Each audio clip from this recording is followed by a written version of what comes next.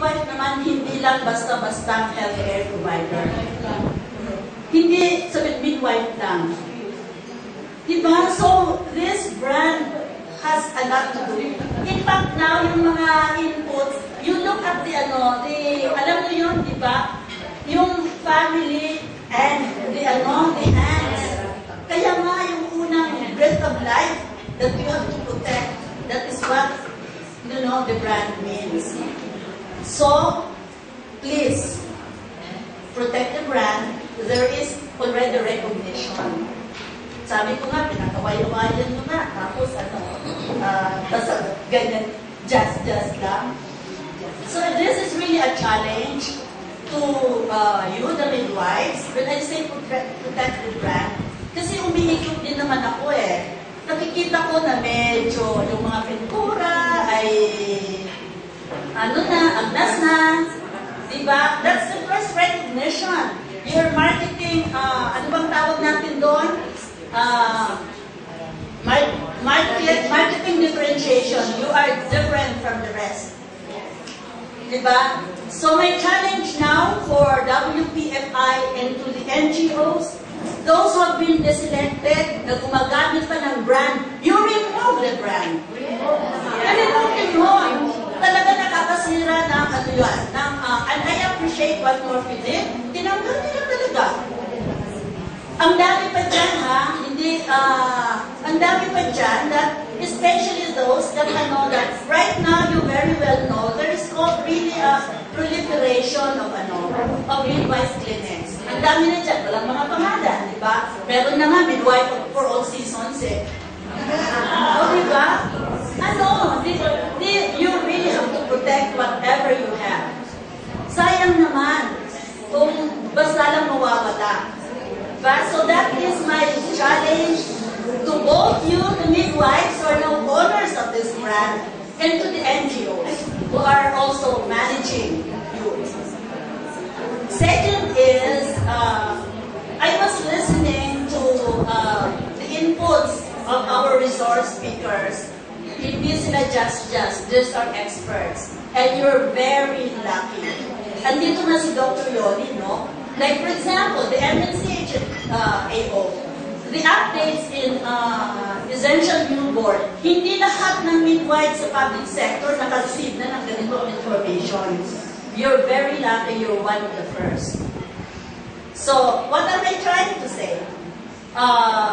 Protecting the brand also includes maintaining your competitive advantage. Di ba sabi yung natin baka nakakalimot tayo, you're cutting edge.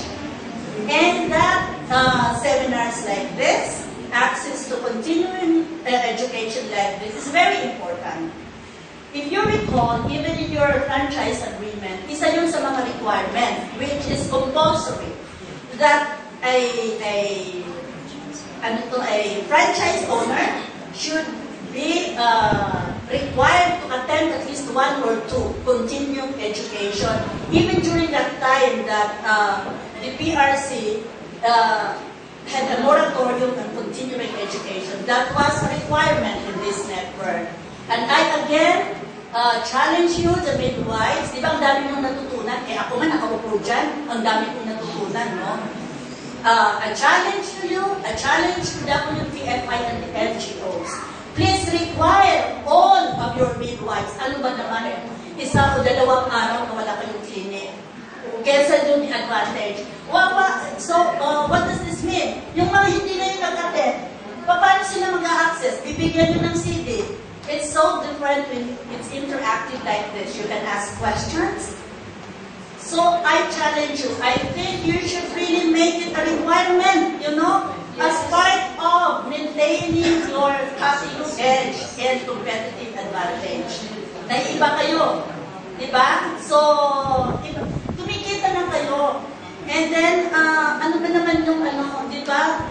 This is a learning experience. And again, it is related to the brand that you have. Agree ba kayo doon? Yes! Saka na kayo, nakakapagbayad na. Diyos ko naman. That's true. Pautangin nyo na nga ako, diba? That's true. Diba? So, and in relation to this is also a challenge. Of course, course, the midwives.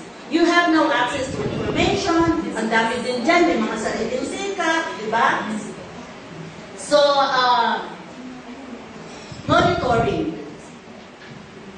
I think it was agreed, even when I was still with you, or ito si Nens, that there is like the role of the NGOs. Kaya you have to share also in your royalty in the franchise because you have a responsibility.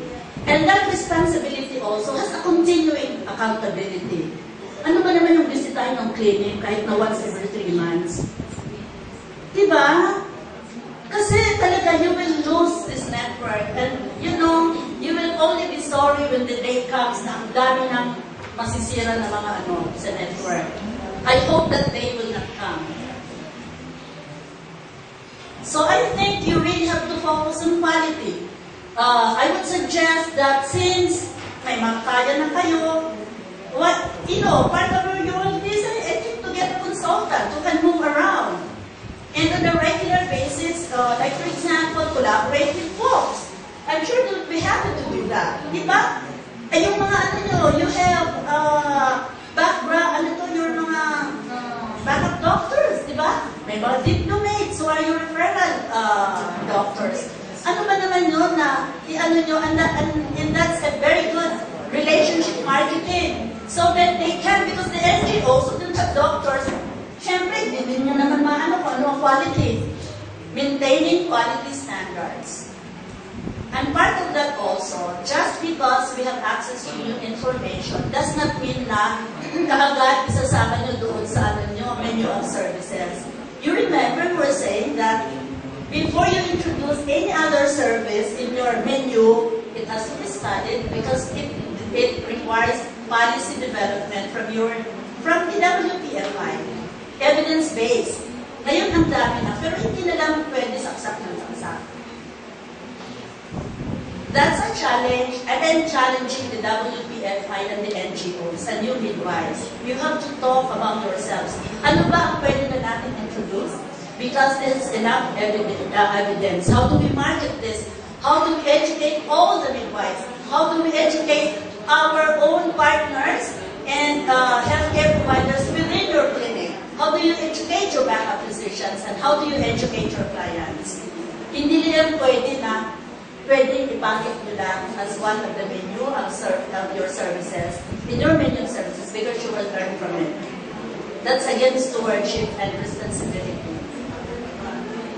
Next, I think it's now with these new developments, this is another challenge,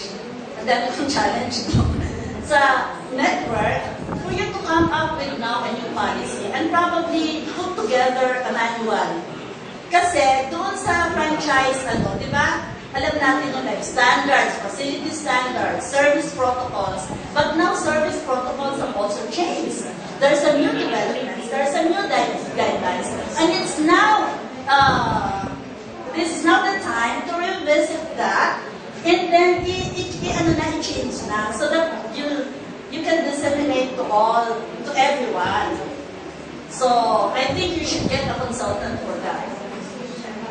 Pag mag-ambagan kayo, kasi this is for your own good. And then the next is, wala tayong topic kasi on business development. Diba?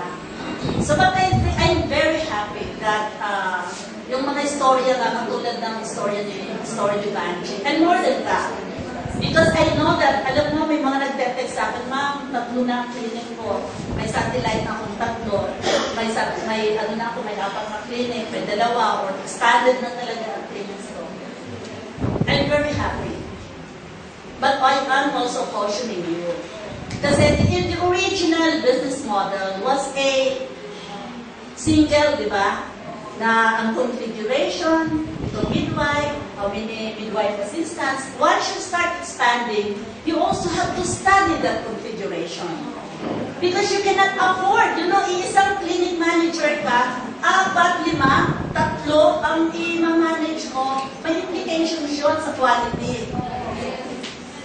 So, again, this is another challenge to you, the midwives, hindi lang basta, kasi masarap talaga ang kumita eh. Sino ba naman ang hindi sarap, di ba? Sino ba naman ang hindi gustong kumita? But you have a very unique profession and craft that you know, it's a lot of responsibility because you take care of lives. It's not like me just managing no. Ang interaction nyo is with a human being almost every minute of the day. So please before you move on and start, okay lang yun. Maganda sana yun, ang daming well family. Please study the configurations that are now taking place in the network. Because that is very important. Then, you know, that as a requirement with regard to training of the personnel, it has an implication with regard to competencies, it has an implication with regard especially to quality. So, okay.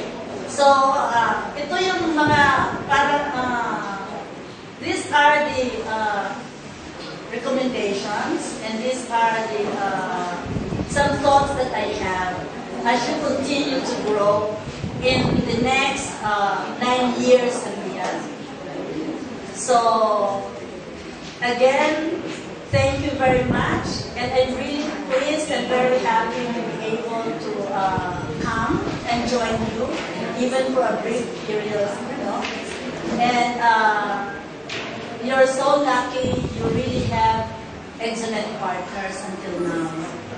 Ina to yung line up nyo sa speakers. Talagang the best. They are the best.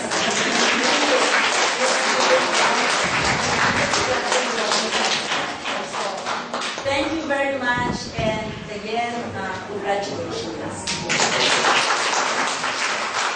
Thank you very much.